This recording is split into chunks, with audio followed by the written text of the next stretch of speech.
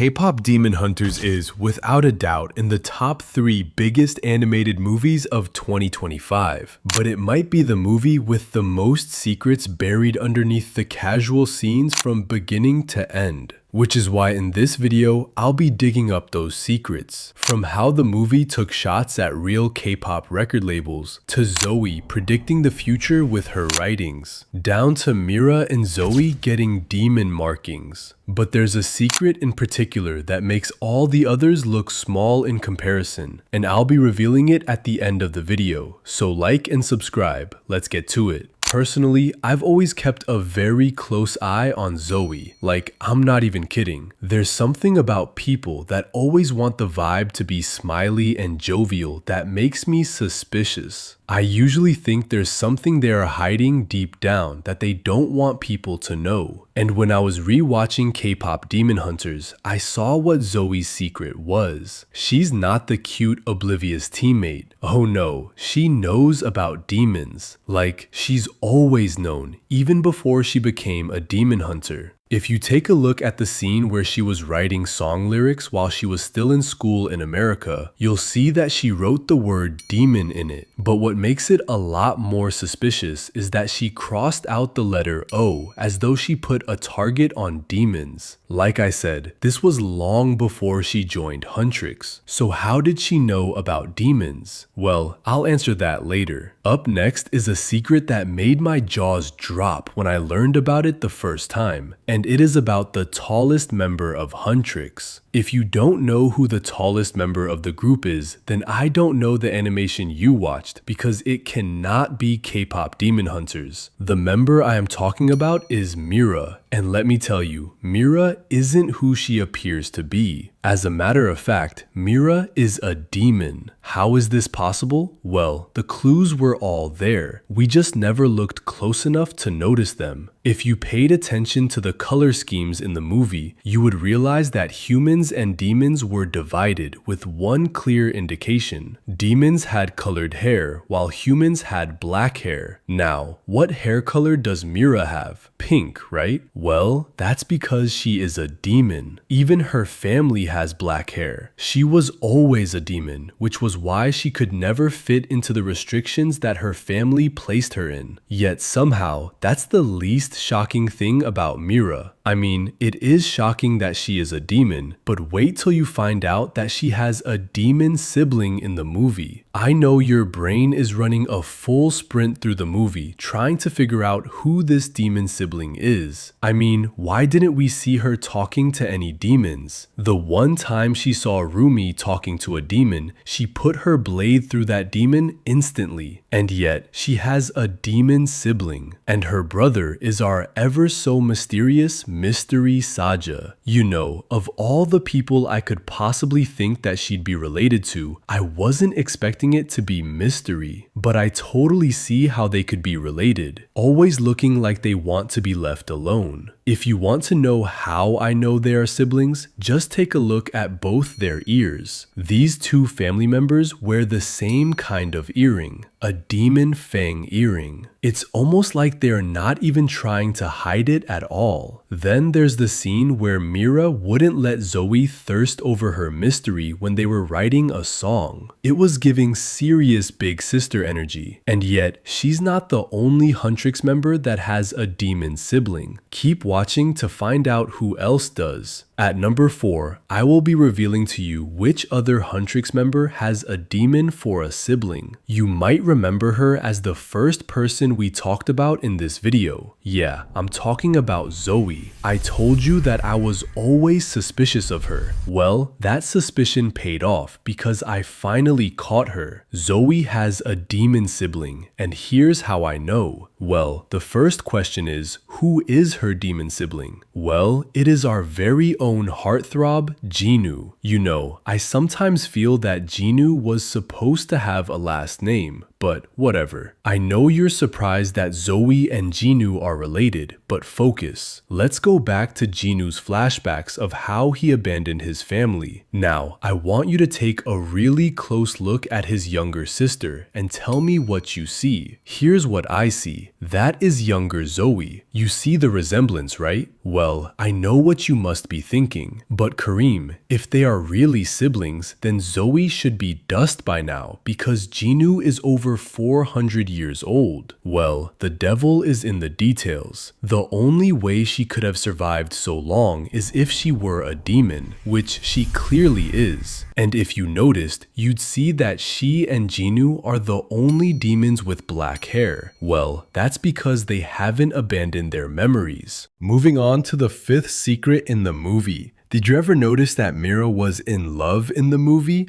I know.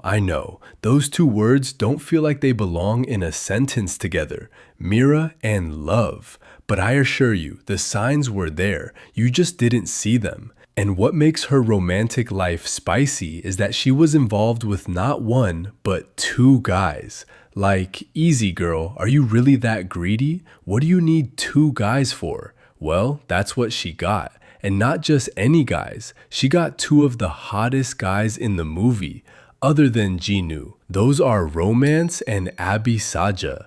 Wow. And we could see their intense public display of affection in that fan signing scene. They were literally pulling the fractured leg of a fan like it was a tug of war rope. Miro Mabi is a love triangle that I can't seem to get over. I mean, the thought of Mira in a relationship just makes me giggle. Anyways, let's take things up a notch, and whenever I need to turn up the heat, I just need to focus on Rumi.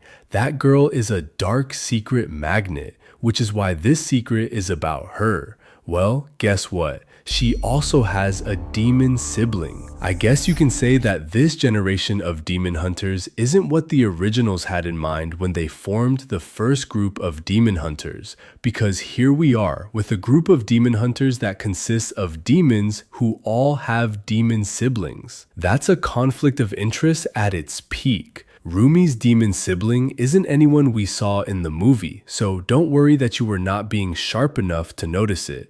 This secret was hidden completely. It was included in the storyboard, but never made it into the movie. So, Rumi's mother gave birth to two girls, and Rumi's twin had more visible demonic features at birth. She didn't make an appearance in the first movie, but we can expect her in the second. Moving on, this secret is about Celine. Now, I don't know about you, but I've never liked Celine. That lady just gave me this vibe that gave me the ick. It never sat well with me, the way she raised Rumi. But after I learned this secret, what I felt for her wasn't dislike anymore. It became pure hatred. What did she do? Well, remember Rumi's demon twin sister I told you about?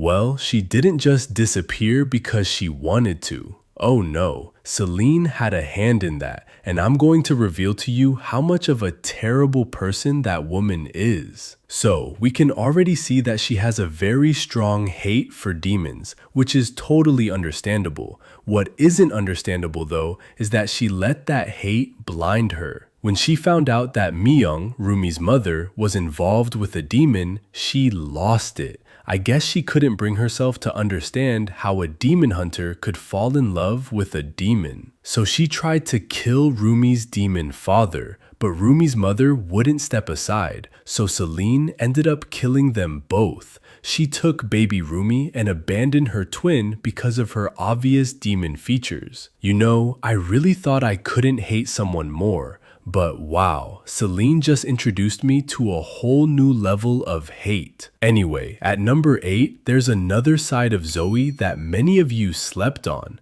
That girl was an absolute lovebird with one person in the movie, and I'm sure some of you noticed it. All you just had to do was look at what made her giggle the most and what makes her drool. The first time we saw her giggle and blush that much was during the fan signing scene when Mystery Saja sat beside her. The way she giggled made me giggle as well, and when she was thirsting over his poster while they were trying to write that diss track will always be funny. We could all see her drooling like he was a piece of meat that she wanted to consume. So yeah, that girl likes mystery like crazy. Wait a minute, I just had a thought. All the HUNTRIX members are demons. They have demon siblings, and they are all romantically involved with demons. At this point, they should just name the sequel K-pop Demon Lovers. Haha. Celine would be rolling in rage. At number 9, I have a secret about the Saja boys that none of you saw.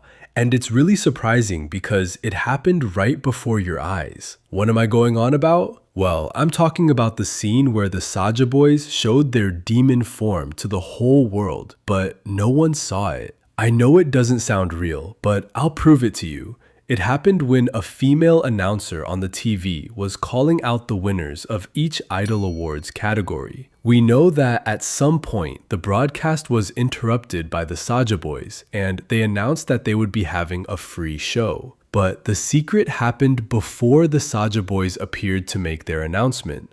Within the glitch that happened before the Saja boys interruption, we saw the Saja boys in their demon form. Like with the scary hanbok and everything. It was like these guys didn't think anyone would see them, or they were just so bold that they didn't care. But shockingly enough, that wasn't the only time the Saja boys almost revealed their true identity to the world. Earlier on in the movie, when the Saja boys were competing on that hot sauce game show, that was where they revealed their demon side.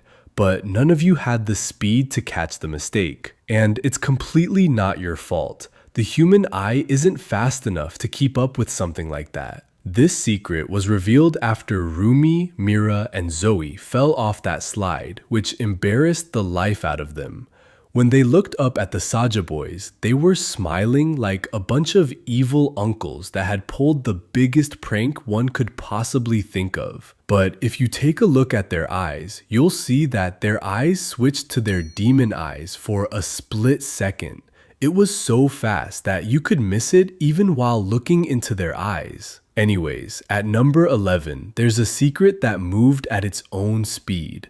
Like, it wasn't fast at all, but a lot of people still didn't notice it. It happened in the arena scene before the battle against Guima began. Rumi, Mira, and Zoe were all walking from different sides of the arena while singing and running up to each other. Now, when they finally got to each other, they hugged, and some kind of powerful force blew all the demons away. After that, Mira's and Zoe's black jackets turned white. That was one detail that all of you saw, but if you looked closely at their now white jackets, you'd see something that no one notices. It wasn't some quick flash, it was right there, looking us in the face.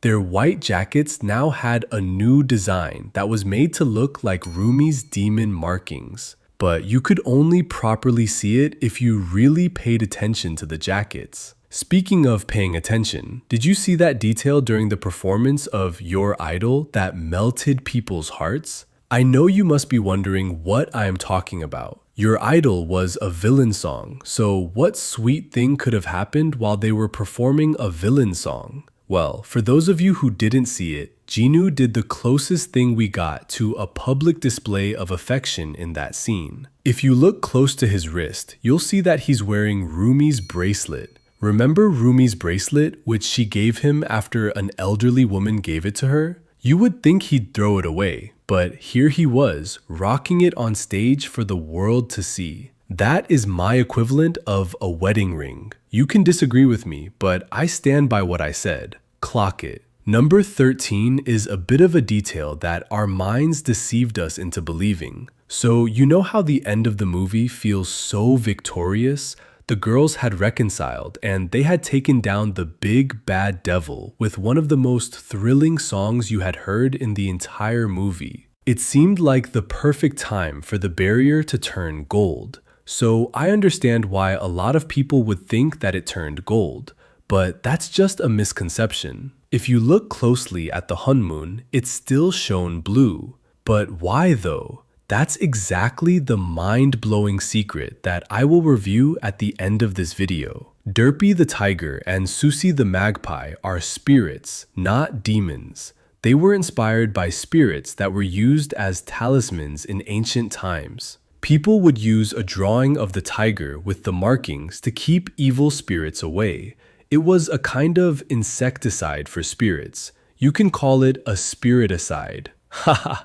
Anyways, a drawing of the magpie was to attract good luck and good fortune. It almost sounds like something from a fantasy novel, but it actually used to happen. Anyways, let's go to the next secret. In a world of fantasy like K-pop demon hunters, it might interest you to know that there is a real K-pop group in the movie. I know that doesn't sound true, but just pay attention. When Bobby showed the girls that they had topped the charts, just look underneath HUNTRIX and you will see that the group that appeared on number 2 is a group named Twice.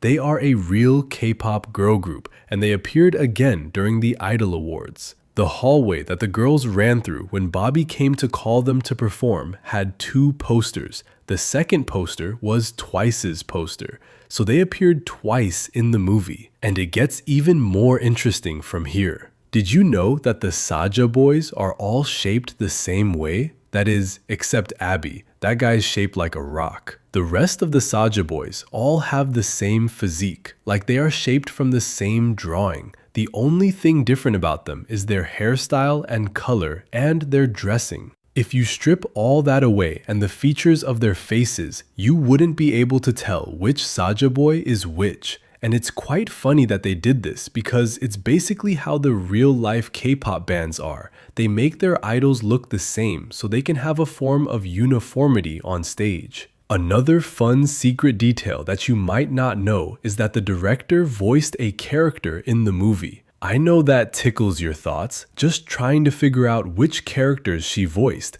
but shockingly enough, it's just a very minor character. But all of you saw the character because she stole the scene she appeared in, and not in a good way. She was the demon that was watering plants with coffee at the beginning of the movie. Haha, I know you guys weren't expecting her to take on such a character, but I think it is really cool. The first time Rumi saw Jinu, there was a song playing in the background. It was a song titled Love Maybe by Mellowmance. That song was part of the original soundtrack of Business Proposal, a popular K-drama series. And guess who the male lead of Business Proposal is? Ah Hyo-sop. And he is also the voice actor for Jinu. Cool, right? It's like an Easter egg that connects 2 worlds. On to the 19th secret. Did you know that Abby, Romance, Baby, and Mystery are all related by blood? And we saw their father in the movie as well. We got to see a picture of the boys from when they were still human. They posed with their father in the picture, looking so cute. You're thinking, where did we see such a picture in the movie? Well, in Healer Han's shop. He is their father. You can see the photos on the wall. Makes you wonder what happened. But moving on. Here is a bit of trivia that no one took time to notice, but I noticed, so I'm going to reveal it to you. I'm sure we all remember the song Zoe was writing in the flashback at the beginning of the movie. She had her headset on and she was bobbing her head to something. There was so much stuff going on in the background that no one took note of what she was writing. If you look at the words, you'll notice that she was writing the lyrics of her verse to How It's Done. Mind you, she was writing this while in school. Anyways, speaking of things people didn't pay attention to, at number 21, I have a secret that is so dark that it makes me worry. So we all know the Saja Boys logo. Most people pay attention to the lion in the logo, but I want you to pay attention to the shape the lion is in. The shape is a pentagram. That shape is what I would call the most demonic or satanic symbol of all time. Anytime a ritual happens, there's every likelihood it happens on a drawing of that shape. It is so deeply related to the occult that you can't watch anything or read anything relating to Satanism without running into that shape. And that is what the Saja Boys were using in their logo. It makes it even worse when you realize that the arena they performed your idol in was also shaped like a pentagram. Mind-blowing stuff, right? Moving on to one of the most eye-opening secrets in the entire movie. You might have been wondering why the Saja boys had names that were adjectives instead of actual names. I mean, other than Jinu, the rest of the boys had names that people would not normally bear. Well, here's the truth. Each of the boys represents the side of the K-pop industry that the movie was criticizing. The first one we'll talk about is Mystery. As we all know, he was this kind of person that didn't like showing his face. He represented privacy, which is something idols don't have in the industry. As for Abby, well, he represented idols being made into objects of sexual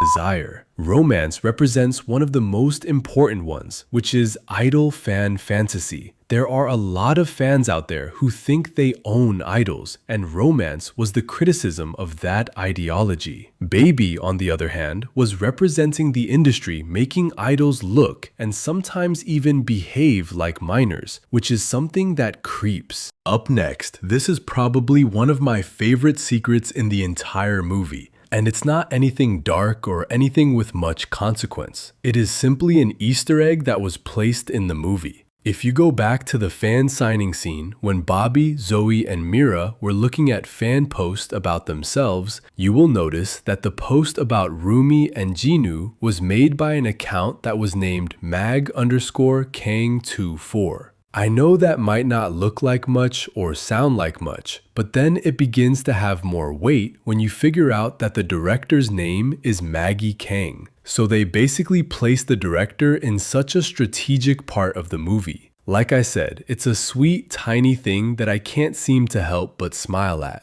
The 24th secret was lying right there in the open for all of us to see, and you will not believe what it is. I'm sure we all noticed how the girls ate so much throughout the movie. I mean, they burn a lot of calories, so they need to take in a lot of calories as well. And the timing of their carb loading was always very precise. They ate before shows to give them strength and to eat after shows to recover the strength they had used. That was a direct shot at the real K-pop industry that doesn't let its idols eat adequate meals just because it wants them to continue looking thin and maintain a certain image. I always say that no amount of fame and wealth is worth my life, because if I lose that, then what use do I have for all the fame and wealth I have gathered? And those are still my thoughts when it comes to K-pop idols. We see them almost every year because of the pressure that is put on them. And this is what K-pop Demon Hunters was protesting, the pressure and unfair treatment.